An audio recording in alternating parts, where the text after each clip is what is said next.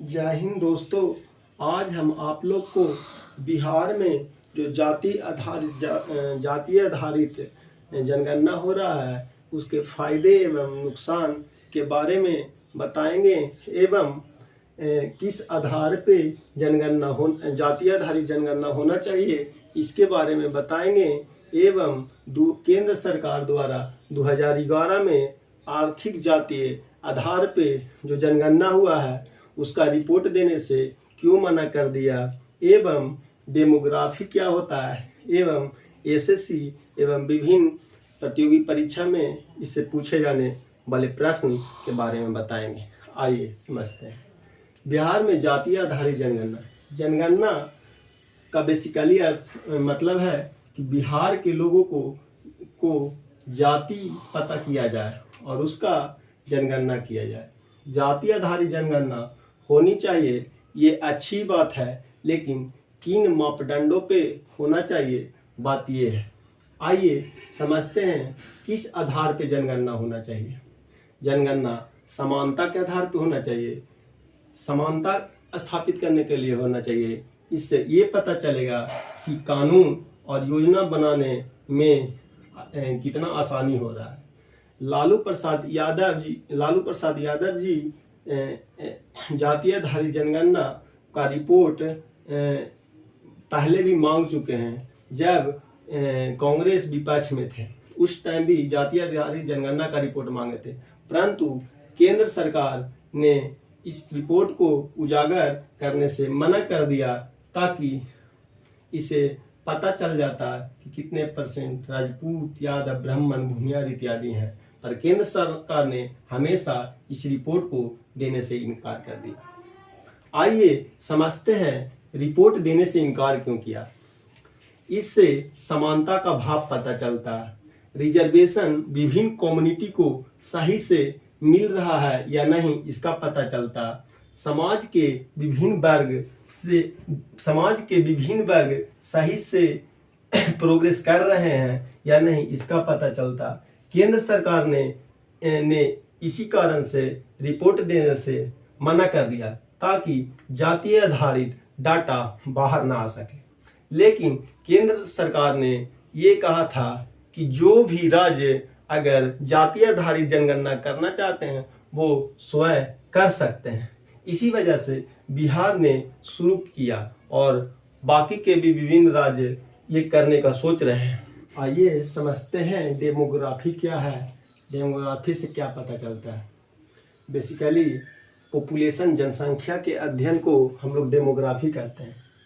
Demography से population का पता चलता है, पॉपुलेशन घनत्व का पता चलता है एवं पॉपुलेशन में क्या ट्रेंडिंग ग्रोथ हो रहा है उसका पता चलता है। आइए समझते हैं कि अंग्रेजों ने जातीय आधारित जनगणना क्यों शुरू किया और बंद क्यों कर दिया। समझते हैं। अंग्रेजों ने 1881 में जातीय आधारित जनगणना शुरू किया और यह 1931 तक किया, लेकिन 1941 में जातीय आधारित जनगणना अंग्रेजों ने बंद कर दिया और फिर आज़ादी से 2010 तक जातीय आधारित जनगणना नहीं हुआ। आइए समझते हैं।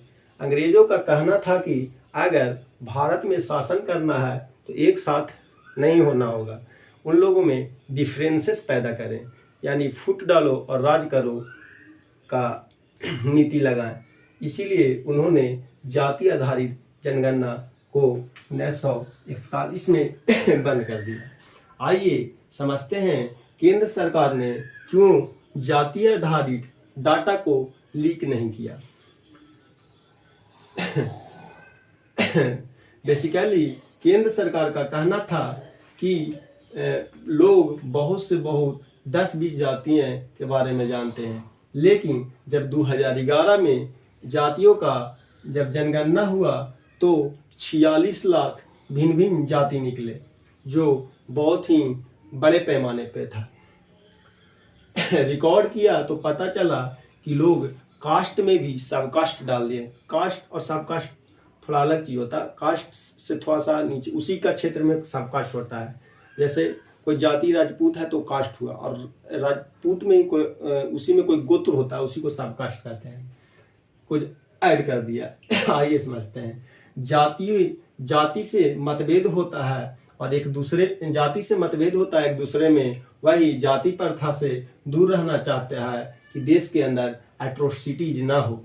इसी कारण से केंद्र सरकार ने जाति आधारित डाटा देना बंद कर दिया। आइए समझते हैं कुछ और आंकड़े हैं।